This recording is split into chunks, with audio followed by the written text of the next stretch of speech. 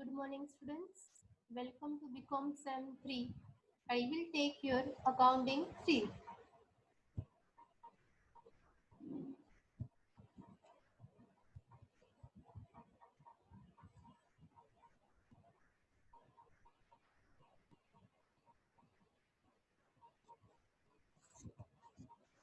Namaste, Shusha. Here, total subject for BCom Sem 3 is as under: first, corporate account; second, post account; third, income tax account; fourth, accounting 3; fifth, principle of macroeconomics; sixth, English 3, 7, business communication. First, corporate cost, income tax અને accounting 3 કે જે તમારે totally practical subject છે, જ્યારે economics, English અને business communication કે જે તમારે ટોટલી થિયરી સબ્જેક્ટ છે. 4 પ્રેક્ટિકલ અને 1 theory, total number of subject છે 7. બીકોમ સેમ 3 ન્યૂ સિલેબસ જોતા જઈએ. અહીંયા first, accounting 3, accounts of general insurance company. General insurance કંપનીમાં ફાયર અને મરીન ડિપાર્ટમેન્ટના એકાઉન્ટ્સ આવે છે. Insurance accounting regulations, form of financial statement, કેવી રીતે ફાઇનાન્સિયલ સ્ટેટમેન્ટ બનાવે છે, લાસ્ટમાં કેવી રીતે શેડ્યુલ બને છે, revenue account, net revenue account અને practical questions. Totally practical chapters છે. સેકન્ડ છે ફાઇનલ એકાઉન્ટ્સ ઓફ ફાર્મ, કે જે લાસ્ટ યર આપણે કર્યા હતા પણ સિલેબસમાં નહોતું. ફાર્મ એકાઉન્ટ એટલે ફાર્મની ઇન્કમ કયા હોય છે અને એક્સપેન્સ કયા હોય છે. Tractor, water, pesticide, fertiliser, seeds, આ બધું શું છે, બિયારણ, ખાતર, આ બધું શું છે, ફાર્મના એક્સપેન્સ ને ઇન્કમ છે કે જે ના ફાર્મ એકાઉન્ટ બનાવે છે. ફાર્મ એકાઉન્ટ કે છે એક પ્રકારનું પ્રોફિટ એન્ડ લોસ એકાઉન્ટ જેવું છે કે જેમાં ડેબિટ સાઇડ બધા એક્સપેન્સ અને ક્રેડિટ સાઇડ બધી ઇન્કમ આવે છે. અને લાસ્ટમાં તમારે બેલેન્સ શીટ બનાવવાની હશે કે ફાર્મની કેટલી ઇન્કમ છે અને કેટલા એક્સપેન્સ છે, ફાર્મની એસેટ્સ કઈ કઈ છે અને લાયબિલિટીઝ કઈ કઈ છે. ફાર્મમાં એસેટ્સમાં આવે છે ટ્રેક્ટર, કે જે તમારી ફાર્મ એકાઉન્ટની શું કહેવાય છે, એસેટ્સ કહેવામાં આવે છે. એના પછીનું થર્ડ છે વેલ્યુએશન ઓફ ગુડવિલ. ગુડવિલ કોને કહેવાય, એનું ઇન્ટ્રોડક્શન, મિનિંગ, કેરેક્ટરિસ્ટિક્સ, કેવી રીતે વર્ક કરે છે, વેલ્યુએશન કેવી રીતે તમે ગુડવિલનું મૂલ્યાંકન કરો છો, accounting treatment of goodwill, method of goodwill, કેટલી મેથડ છે ગુડવિલની, અને પ્રેક્ટિકલ ક્વેશ્ચન્સ, કેવી રીતે તમે પ્રેક્ટિકલ ક્વેશ્ચન્સ કરો છો. એના પછી એ પૂછે વેલ્યુએશન ઓફ શેર, કેવી રીતે શેરનું મૂલ્યાંકન થાય છે, ઇન્ટ્રોડક્શન, મિનિંગ, વેલ્યુએશન, શેરના અલગ અલગ રીતે માર્કેટ વેલ્યુ અને ફેસ વેલ્યુ, અલગ અલગ રીતે તમે દાર્શનિક કિંમત અને માર્કેટ વેલ્યુ તમે મેળવી શકો છો. એના પછી છે valuation of right share, bonus share, હકના શેર કેટલા છે અને વધારાના બોનસ શેર કેટલા આપે છે, અને પ્રેક્ટિકલ ક્વેશ્ચન્સ. ટોટલ તમારે 4 યુનિટ્સ છે સિલેબસમાં. Account of general insurance company first unit, second છે final account of firm, third છે વેલ્યુએશન ઓફ ગુડવિલ અને ફોર્થ છે valuation of share.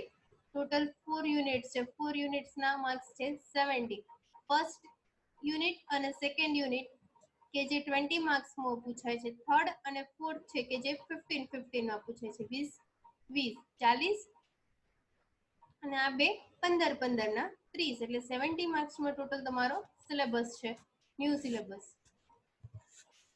First V start chapter 3, unit 3, valuation of goodwill. Goodwill કેવી રીતે work કરે છે. Goodwill is the value of Prestige of the business. Goodwill છે કે જે બિઝનેસને શું બતાવે છે, એક ઇમેજ બતાવે છે, પ્રેસ્ટીજ, છાપ. તમારી માર્કેટમાં છાપ શું છે, તમારી ઇમેજ શું છે, રેપ્યુટેશન શું છે. ગુડવિલ છે કે જે તમારા બિઝનેસનું પ્રેસ્ટીજ બતાવે છે, મૂલ્યાંકન કરે છે કે તમારી પ્રેસ્ટીજ કેટલી છે. It is intangible and yet it can be realized some price if sold. Goodwill કેવી છે, ઇન્ટેન્જિબલ છે. ઇન્ટેન્જિબલ એટલે પહેલેથી આપણે જાણતા આવ્યા છીએ કે અદ્રશ્ય મિલકત છે, તેને તમે જોઈ શકતા નથી કે ટચ પણ કરી શકતા નથી. યેટ તેમ છતાં it can realise some price, તેમ છતાં અમુક પ્રાઇસ એની ઉપજે છે જો તમે એને વેચો તો. ઇફ સોલ્ડ, જો એને વેચવામાં આવે તો. A business which earn more than normal profit process goodwill. જે નોર્મલ પ્રોસેસ પ્રોફિટમાં જે નોર્મલ પ્રોફિટ હોય એના કરતા જે વધારે તમે અર્ન કરો છો, જે કંપનીને વધારાનો પ્રોફિટ મળે છે કે જેને તમે ગુડવિલ તરીકે કન્સિડર કરો છો. Goodwill is a valuable asset. Goodwill કેવી છે? ખૂબ જ અગત્યની મિલકત છે ઓફ બિઝનેસની.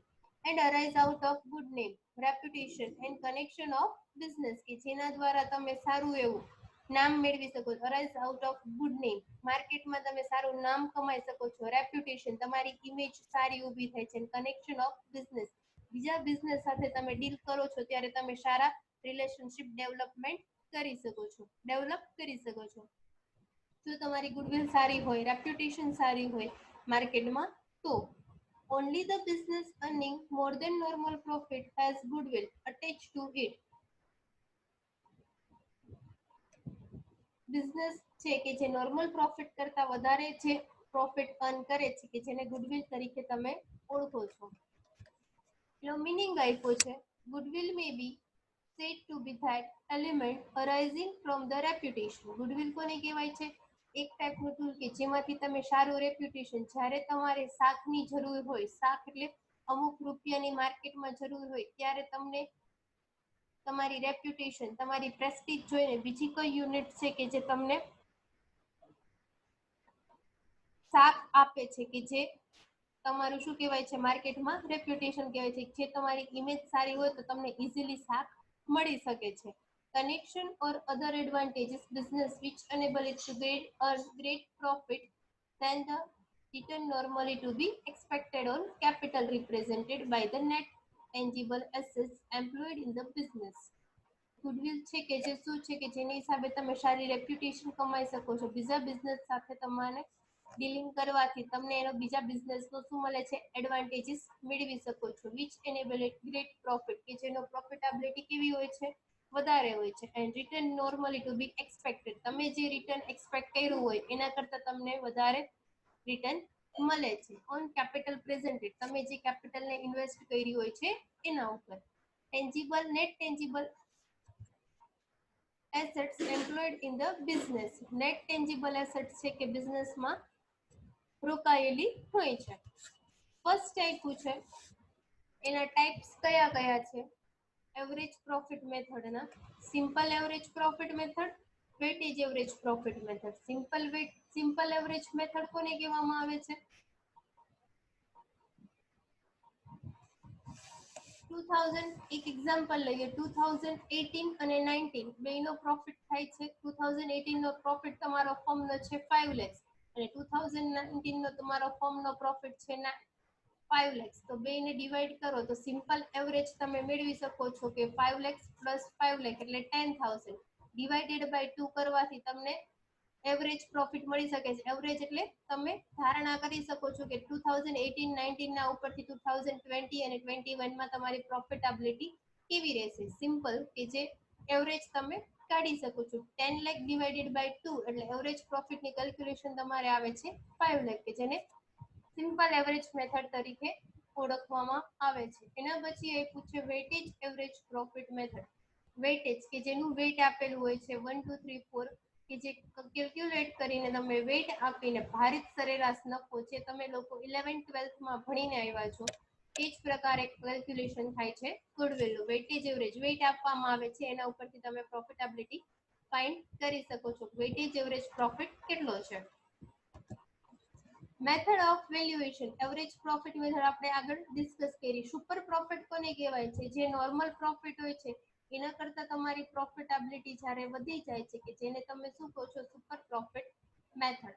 Capitalisation method. કેપિટલાઇઝેશન કોને કહેવામાં આવે છે? કે જ્યારે તમારી પ્રોફિટેબિલિટી, કેપિટલ તમે કેટલી ઇન્વેસ્ટ કરી છે એના કરતાં તમારી ગુડવિલની અને પ્રોફિટેબિલિટીની કિંમત વધારે થાય, કે જેને કેપિટલાઇઝેશન મેથડ તરીકે ઓળખવામાં આવે છે.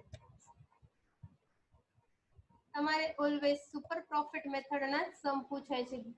દરેક વખતે એક્ઝામમાં સુપર પ્રોફિટ મેથડ જ કન્સિડર થાય છે, એના સમ પૂછાય છે. કેવી રીતે સુપર પ્રોફિટ મેથડ ફાઇન્ડ કરવી, કેવી રીતે એના સ્ટેપ્સ છે, આ સ્ટેપ્સ ફોલો કરશો. દરેક સમમાં 1 to 5 સ્ટેપ્સ ફોલો કરવાના છે. આટલા સ્ટેપ ફોલો કરશો એટલે તમને ગુડવિલ નો આન્સર મળી જશે. ગુડવિલ વેલ્યુએશન ઓફ ગુડવિલ એટલે પાઘડીનું પુનઃ મૂલ્યાંકન. Calculation of super profit method are as under. કેવી રીતે કેલ્ક્યુલેશન થશે સુપર પ્રોફિટ મેથડનું? ફર્સ્ટ જોઈએ step first, net assets is equal two total assets minus total liability. Total assets તમારી કેટલી છે? Minus total liabilities. હવે ફર્સ્ટ ક્વેશ્ચન માઇન્ડમાં ઈ arise થશે કે ટોટલ એસેટ્સમાં કઈ એસેટ્સ લેવાની? ટોટલ એસેટ્સમાં ફિક્સ અને કરંટ એસેટ્સ લેવામાં આવે છે, જ્યારે ફિક્ટિટિયસ અને ઇન્ટેન્જિબલ એસેટ્સની કન્સિડરેશન થતું નથી. ફિક્સ એસેટ્સ કોને કહેવામાં આવે છે? ફિક્સ એસેટ્સમાં આવે છે land and building, plant machinery, furniture fixture, vehicle. આ બધી શું છે? તમારી ફિક્સ એસેટ્સ છે. જ્યારે કરંટ એસેટ્સમાં કઈ આવે છે? Cash, debtors, bills receivable. Cash એટલે કેશ ઓન હેન્ડ, રોકડ કેટલી છે? ડેપ્ટર્સ દેવાદાર કેટલા છે? બિલ્સ રિસીવેબલ એટલે લેણી હુંડી કેટલી છે, કે જેને ટોટલ એસેટ્સ કરંટ એસેટ્સ તરીકે ઓળખવામાં આવે છે. ઇન્ટેન્જિબલ એસેટ્સ કન્સિડર થતી નથી. ઇન્ટેન્જિબલ એસેટ્સ એટલે અદૃશ્ય કિંમતો, અદૃશ્ય મિલકતો. ગુડવિલ, પેટન્ટ, ટ્રેડમાર્ક, કોપીરાઇટ્સ આ બધી શું છે? ઇન્ટેન્જિબલ છે, કે જેને તમે જોઈ શકતા નથી. ફિક્ટિટિયસ એસેટ્સ, ફિક્ટિટિયસમાં શું આવે છે? Underwriting commission, debenture discount, preliminary expense. આ બધું શું છે? ફિક્ટિટિયસ. ફિક્ટિટિયસ એસેટ્સ પણ કન્સિડર થતી નથી. ઓન્લી ટોટલ એસેટ્સમાં કઈ કન્સિડર થશે? ફિક્સ એસેટ્સ અને current assets. Total assets minus total liabilities. લાયબિલિટીઝમાં કઈ કઈ આવે છે? ડિબેન્ચર, કે જે કંપનીની શું છે? લાયબિલિટીઝ છે. ડિબેન્ચર હોલ્ડર છે, કે જે કંપનીના ક્રેડિટર્સ છે. ડિબેન્ચર હોલ્ડરે તમારી પાસે અમુક અમાઉન્ટ ગીરવે મૂકી હોય છે, કે જેને તમે ઇન્ટરેસ્ટ પ્રોવાઈડ કરો છો, કે જેને શું કહેવામાં આવે છે? તમારી લાયબિલિટી. પ્રોવિડન્ટ ફંડ, એમ્પ્લોઈઝ હોય છે એનો પ્રોવિડન્ટ ફંડ હોય છે, કે જે ફર્મ પાસે હોય છે. જ્યારે એમ્પ્લોય રિટાયર્ડ થાય ત્યારે એને પ્રોવિડન્ટ ફંડની અમાઉન્ટ ચૂકવવામાં આવે છે, કે જે કંપનીની શું બને છે? ટોટલ, કે જે કંપનીની શું છે? લાયબિલિટીઝ. ક્રેડિટર્સ, લેણદારો. તમે રો મટીરિયલ જેની પાસેથી પરચેસ કરો છો એને તમારે પેમેન્ટ કરવાનું હોય છે, તો એ તમારા શું બને છે? ક્રેડિટર્સ બને છે, કે એ પણ કંપનીની શું છે? લાયબિલિટી. બિલ્સ પેએબલ, દેવી હુંડી, કે જે કંપનીની શું છે? લાયબિલિટીઝ. આ બધી શું છે? Expense outstanding. આઉટસ્ટેન્ડિંગ એક્સપેન્સ એટલે ચૂકવવાના બાકી ખર્ચા, કે જે પણ તમારી શું છે? લાયબિલિટી, કંપનીની લાયબિલિટી તરીકે ઓળખવામાં આવે છે. આ બધી ટોટલ લાયબિલિટીમાં કન્સિડર થશે. Step 2, capital employed is equal two net assets minus preference share capital. Capital employed, total તમે કેટલી કેપિટલ એમ્પ્લોયડ છે, રોકાયેલી છે, is equal two net assets. First સ્ટેપમાં તમને નેટ એસેટ્સ મળી જશે. નેટ એસેટ્સ કેવી રીતે મળે છે? Total assets minus total liability. Net assets minus preference share capital. Preference share capital liability side એની ટોટલ કેપિટલ અમાઉન્ટ આપી હશે. નેટ એસેટ્સમાંથી તમે માઇનસ કરો છો ત્યારે તમને શું મળે છે? Capital employed. Step number 3, expected profit is equal to capital employed multiply rate of return. expected profit કેવી રીતે મળે છે? capital employed. સેકન્ડ સ્ટેપમાં તમને capital employed મળી ગયું હશે. મલ્ટીપ્લાય રેટ ઓફ રિટર્ન માટે પણ તમને એડિશનલ ઇન્ફોર્મેશનમાં રેટ ઓફ રિટર્નનો રેટ આપી દીધો હશે. Capital employed multiply rate of return કરો એટલે તમને શું મળે છે? એક્સપેક્ટેડ પ્રોફિટ, કે કંપનીએ એક્સપેક્ટ કેટલો કર્યો છે, કે એક્સપેક્ટેડ એનો પ્રોફિટેબિલિટી કેટલી રહેશે. If weight is given, following step is taken into consideration. જ્યારે વેઇટ આપ્યું હોય ત્યારે તે આ સ્ટેપ કન્સિડર કરવાનું છે. જ્યારે સિમ્પલ એવરેજે કીધું હોય ત્યારે વેઇટ આવતું નથી. જો વેઇટેજ એવરેજે કીધું હોય તો જ તે આ વેઇટ વાળું ટેબલ બનાવવાનું છે. બ્રેકેટમાં આપણે સૂચના લખી છે, ખાસ સમજવાની કે ક્યારે આ ટેબલ બને અને ક્યારે આ ટેબલ ન બને. સિમ્પલ એવરેજે કીધું હોય તો ટેબલ બનતું નથી, પણ જો વેઇટેજ એવરેજે વેઇટેજ એવરેજે કેલ્ક્યુલેટ કરવાની કીધી હોય ગુડવિલ, તો આ ટેબલ બને છે.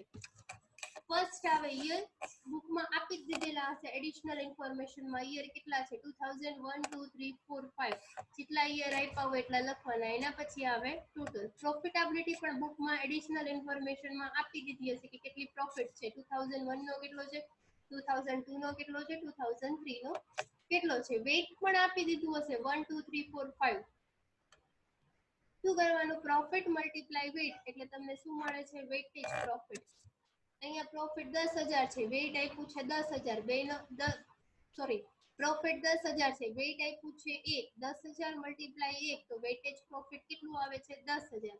બીજા વર્ષનો પ્રોફિટ આપ્યો છે 20,000, વેઇટ આપ્યું છે 2. 20,000 મલ્ટીપ્લાય 2 તો વેઇટેજ પ્રોફિટ કેટલો થશે 40,000. આનો ટોટલ કરવાનો છે વેઇટેજ પ્રોફિટ નો, વેઇટ નો ટોટલ કરવાનો છે. વેઇટેજ પ્રોફિટ નો ટોટલ કેટલો થાય, અહીંયા સપોઝ 10,000 હતા ને અહીંયા કેટલા હતા 20,000 મલ્ટીપ્લાય 2 કર્યા હતા એટલે કેટલા આવે 40,000. 40,000, 40 ને 10 50 એટલે ટોટલ અહીંયા તમારે વેઇટેજ પ્રોફિટ આવે 50,000. એના માટેની ફોર્મ્યુલા છે હવે average profit is equal to weightage average profit divided by total weight. Weightage average profit અહીંયા તમારો કેટલો આવ્યો 50. વેઇટ અહીંયા હતું 1 અને અહીંયા હતું 2. 1 + 2 એટલે અહીંયા આવશે વેઇટ કેટલું 3.